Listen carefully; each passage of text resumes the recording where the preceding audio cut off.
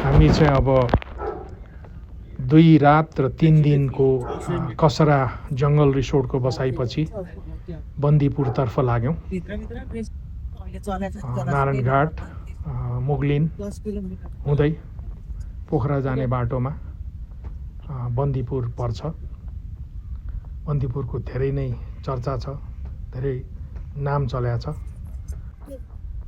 नारायणघाटदेखि मुगलिन जाने बाटो चाहिँ एकदम डिसेन्ट छ। यस्तै बाटो सबैतिर भइदिए त धेरै नै मजा आउँथ्यो।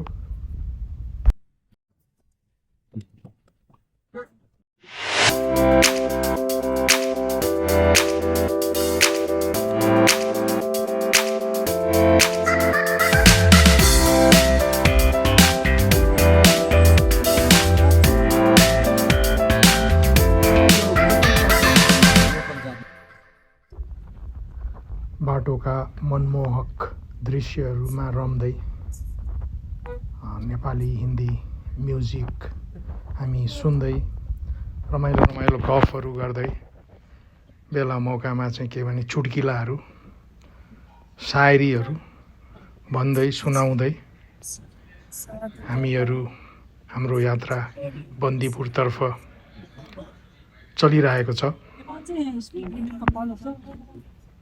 रमाइलो छ दृश्यहरू। हामी बन्दीपुर अब अलमोस्ट पुग्न लाग्यौँ।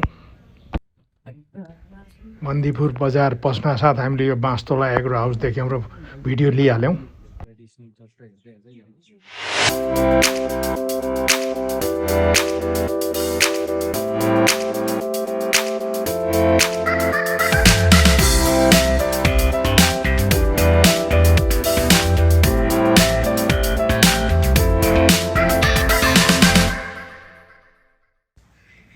अहिले चाहिँ अब लन्चको टाइम पनि भयो हुनाले हामीहरू बन्दीपुर बजारको घुमाइसकिएपछि बन्दीपुरमै बसेर लन्च खाने सोचाइ बनाएका छौँ। यो बन्दीपुर बजार आइपुग्यौँ हामी अहिले। फर्स्ट टाइम आएको, ब्युटिफुल छ।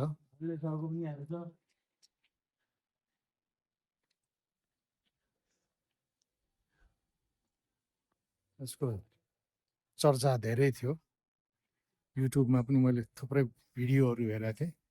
एकपल्ट आउने एकदम इच्छा थियो। त्यो चाहिँ पुरा भयो। भने जस्तै ठाउँ रहेछ, सफा छ।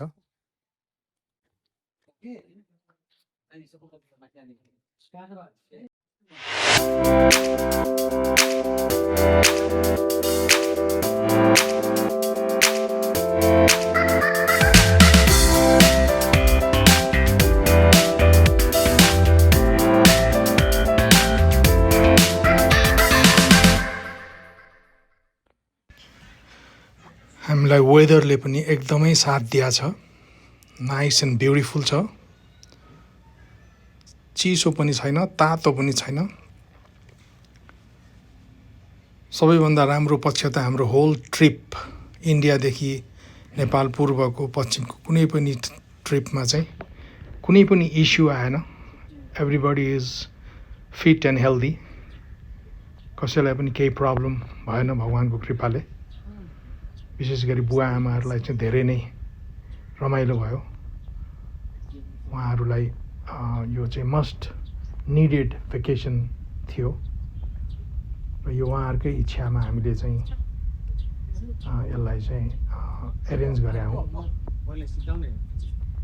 भविष्यमा पनि उहाँहरूको साथमा यसरी नै अरू ठाउँहरू घुम्न जाने हाम्रो इच्छा छ, चाहना छ सबैजनाको।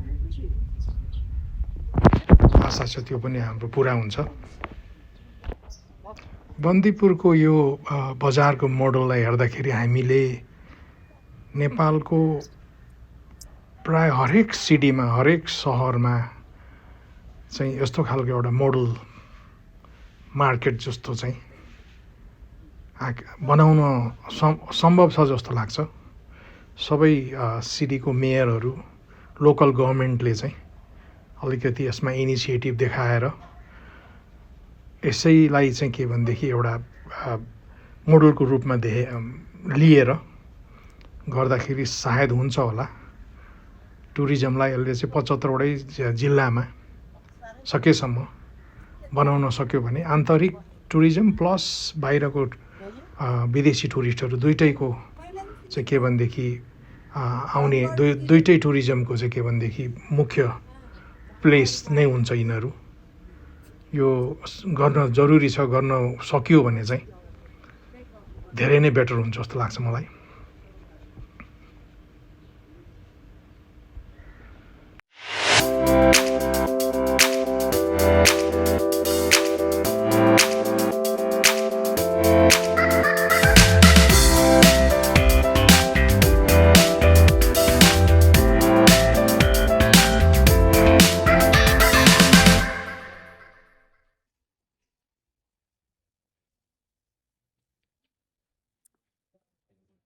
बन्दीपुर बजार वास्तवमा नाम अनुसारकै ठाउँ रहेछ। जति यसको चर्चा सुनेको थिएँ त्योभन्दा बढी नै मलाई लाग्यो। कस्तो अर्गनाइज गरेको छ, कस्तो गुड लुकिङ छ, ब्युटिफुल छ। यहाँ त हामीले आज वास्तवमा बस्ने प्लान त छैन, तर हामीले चाहिँ बस्ने प्लान गराए हुन्थ्यो जस्तो हामी सबलाई फिल भएको छ।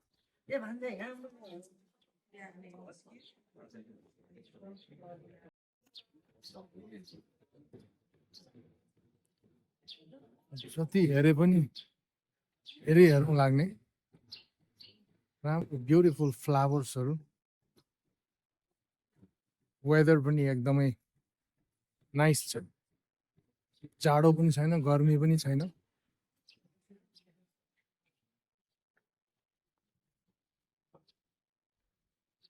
मैले चाहिँ यहाँ चाहिँ वास्तवमा बस्ने प्लान हामीले नगरेकोमा चाहिँ मलाई अलिअलि थकथक पनि लाग्यो, तर पनि यति भए पनि रमाइलो चाहिँ भयो।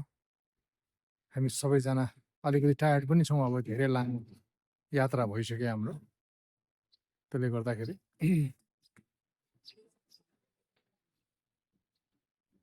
मैले चाहिँ तपाईँहरूलाई पनि यो चाहिँ सकेसम्म आफूले सक्ने प्रयास गरेर देखाइरहेको छु।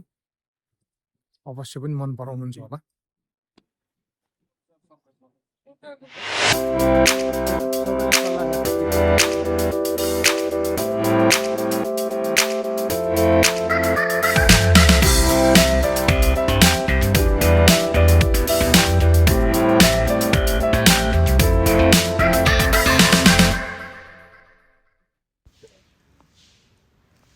हाम्रो फ्यामिली टुरको फाइनल डेस्टिनेसन बन्दीपुर घुमिसकेपछि अब हाम्रो यो टुरको अन्त्य यही सहरबाट हुन्छ।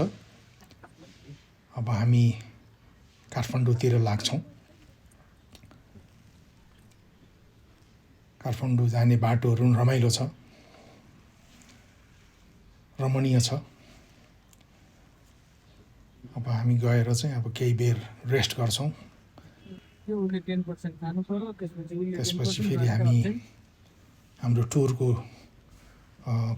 बारेमा आपसमा छलफल गर्छौँ, कस्तो भयो सबैको राय बुझ्छौँ।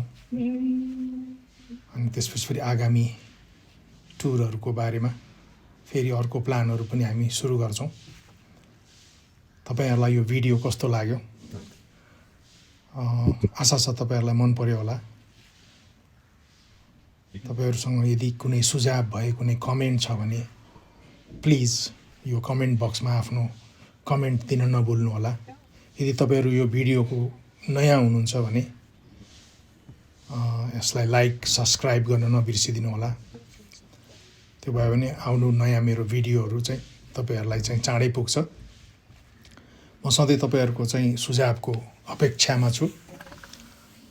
अब फेरि काठमाडौँ पुगेर नयाँ भिडियोहरू त म बनाइ नै हाल्छु काठमाडौँ भ्यालीभित्रको। त्यति बेलासम्मको लागि तपाईँहरूसँग बिदा चाहन्छु।